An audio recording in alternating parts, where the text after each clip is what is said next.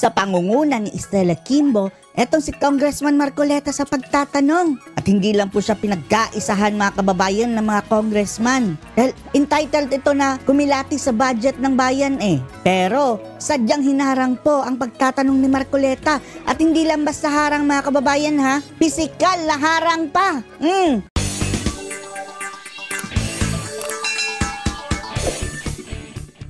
Alright, welcome back to my channel mga guys. Magandang araw sa inyong lahat. And today, mag-react tayo dito sa video ni Kimbo na huling-huli po ang kanyang mga the moves na parang siyang basketball player. Ha? Meron palang buhaya na basketball player. Dahil ito mga guys, kahapon, no, after sa lahat ng commotion, lahat ng gaba na natamo ito ni Stella Kimbo, no, sobrang pahiya siya doon.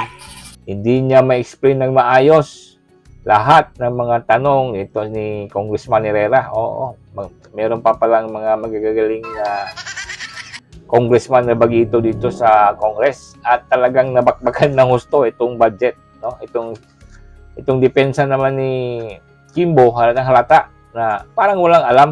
Ang dami niyang explanation na ang layo at saka huling-huli siya mga guys, no? Nasaan na ba yung mga savings, Your Honor, Madam Chair?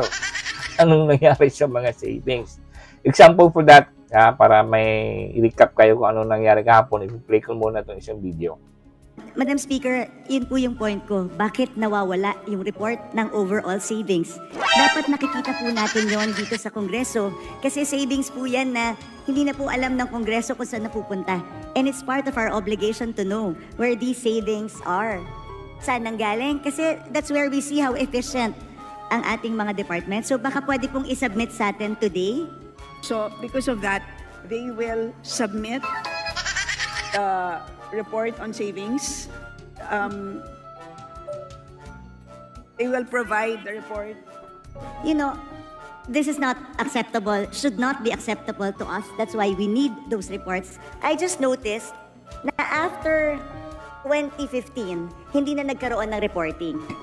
Then bumalik siya noong 2020 and 2021. Then afterwards, no more reporting again as to the overall savings of each department. Yan, di ba? Yan yung video kahapon, talagang payang-paya siya. And today, marami kahapon ang nag-abang kasi kung bakit hindi nakapagsalita si Marcoleta. Ito, huli-huli ang the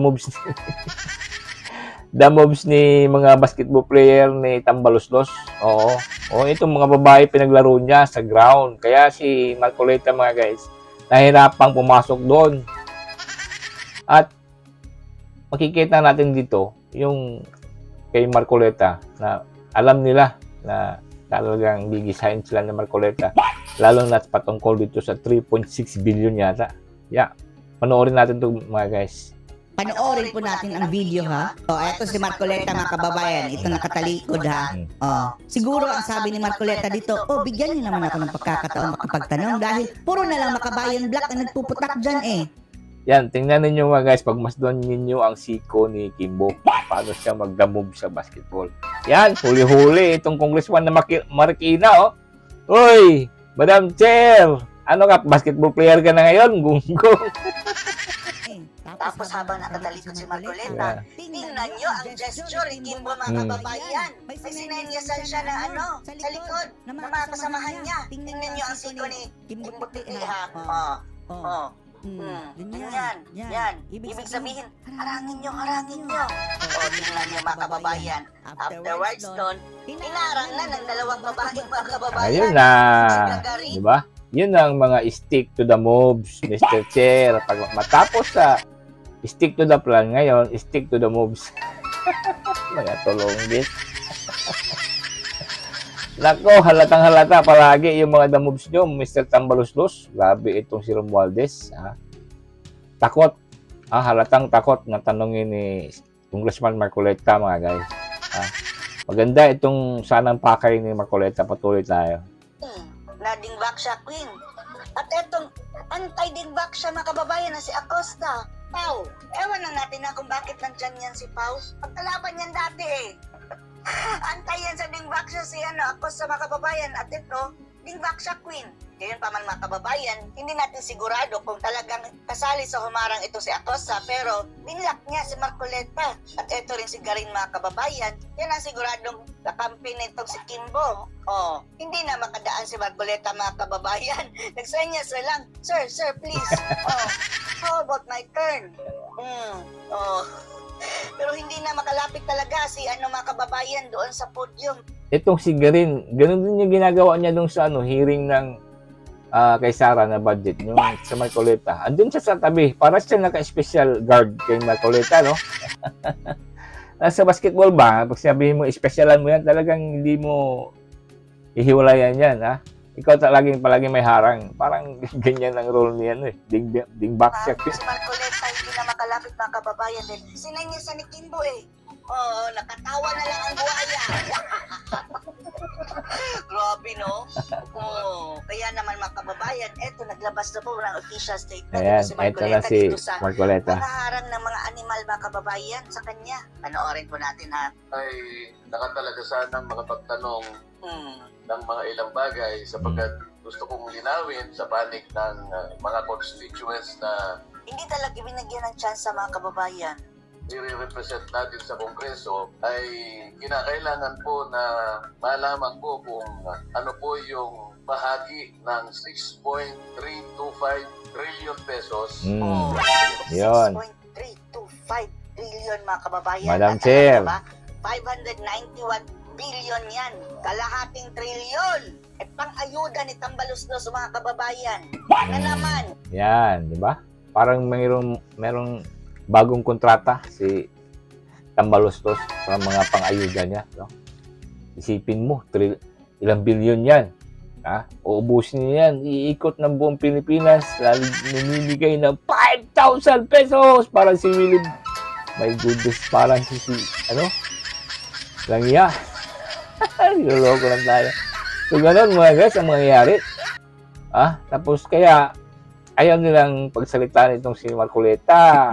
Ginoo ko, mga guys.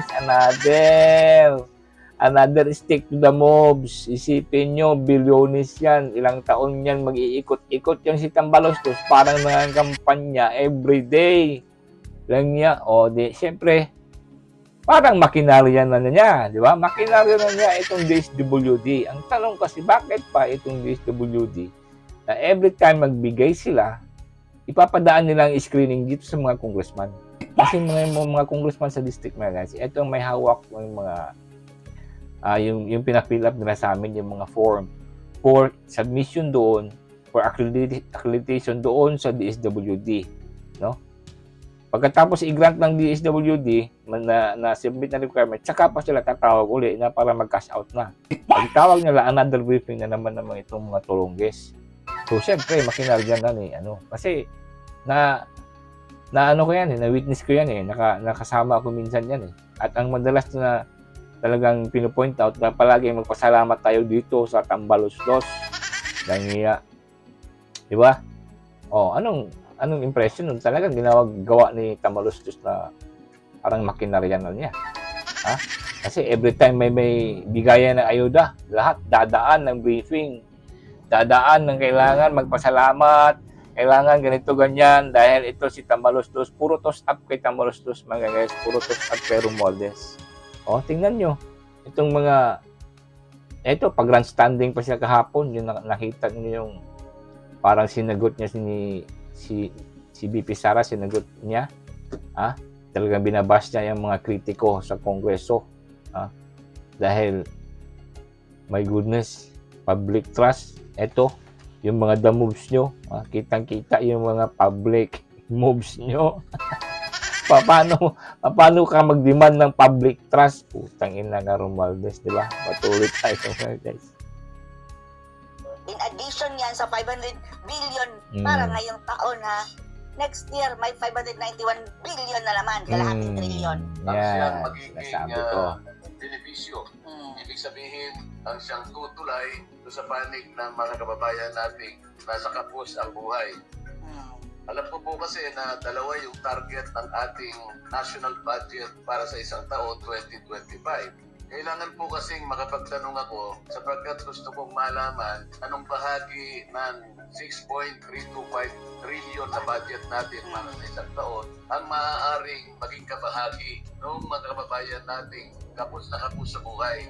Correct. Sapagkat sila po ang pinaka-representa ng aming party list. Ito yung Sagip Party List. A one-digit inflation. Yan, kawawa ngayon ang party list ni Marcoleta, may iiwan sa ere. Kasi itong si Tambaloslos, ang inuuna niya palagi, itong ayuda niya. Itong pawili rebellion niya, bigyan ng jacket niya! Oy, nako, kung gusto mo maganyan, doon ka na lang sa showtime, doon ka na lang sa mga long time show, wag dito sa kongreso, gunggong. Grabe mga guys. Alam ko na medyo sinasadya niya yan yung mga ganyan, sinasadya niya. Siguro para pang-inis niya dito sa kina Duterte, Lang niya, hindi na tinatablan ang buhaya mga guys ng bus. Ko ni Morong Valdez. Poverty incident. Nangangahulugan po talagang mapapawasan ang mahirap. Ngunit dahil nga po sa wala namang gumagawa, walang nagsisimula para gawin, mananatili po mahirap yung mahirap. Di ba? Hindi nyo na-notice kahapon yung hearing nila? Puro makabayan black, nangya. Pagdating dito kay Marcoleta, hinaharangan nila. Halatang takot na takot ito sila kay Marcoleta. Grabe, ito si Kimbo, di ba? Halatang kahapon. Ginoo ko, ba't siya nilagay dyan? Hindi niya halos alam yung mga sinasabi niya. Lalo na dun sa savings. Nangya, tinatanong siya kung nasaan yung savings. Hindi nga niya So, eto mga guys, ang pera, itong national government, ginagamit nila yung mga allocated budgets na. Ito nga, sinasabi nila. Ito yung pinagdapitian nila. Kasi, kung ginagamit nyo, nasaan yung batas nagsasabi na andyan talaga. Ang ending, ito si Kimbo, alam mo na parang basta andyan. Hindi na maayos yung sagot. At pinapasa pa niya ngayon doon sa DOJ. Kung gusto nyo, magreklamo na lang sa DOJ. Ginoo ko para kang si Torre. Kung gusto nyo magreklamo na lang. Ganun na lang. Gonggong. Kaya nga nag-hearing kayo dyan para resolbahin yung batas na ginawa nyo. Batas na salungat. Ang iyang batas na yan na papagamitin muna. Basta may garantisado na andyan pa rin kung gusto mong kunin anytime. Gunggong, basic knowledge. Common sense. Paano mo magarantiya ang pondo na pinahiram mo? Di ba ang control niyan doon sa humiram. Kung kailan nila ibabalik, saka mo pa ma-available. Yun ang problema kahapon. Gunggong talaga itong ginawa nila. Tama yung sinabi ni Boss Dada. Gagong talaga itong si Marikina Kimbo katakbo pa daw itong mayor. Yung utak niya talagang ganyan. Yung budget na, hiramin muna namin kasi ganito ganyan. Basta ibabalik namin. Lang yung batas naman yan. Hindi maklaro. Maganda itong na karma niya kahapon. Nagkaharap niya itong mga congressman. Alam naman natin na init din itong ibang congressman. Kasi naman sa mga issue ginagawa nito ni, alam mo na, itong si Crocodile, Saldico, at saka itong si Kimbo. Magkakusa to sila tatlo ni Romualdez. Kaya mga guys, sayang hindi nakapagsalita ito si Pong Marcoleta. Maganda pa naman sana yung mga punto niya patungkol sa 3.6 billion. Isipin mo yung mga bilyones na yan, pero yung kay Sara, 2 billion lang. Tinirahan lang nila ng 700 million. Ang kakapal ngayon dito, ilang billion ang nawawala, hindi nila ma-explain. Wow! Only in the Philippines talaga mga guys, di ba? Alright, hanggang dito lang tayo mga guys. And gusto ko rin, again, magpasalamat sa lahat ng mga nag-subscribe and comment kayo. Ipalabas nyo yung mga hinaing nyo, yung mga gusto nyo isampal na salita dito sa mga korap. Comment nyo dyan. Alright, God bless you all mga guys. Thank you for watching.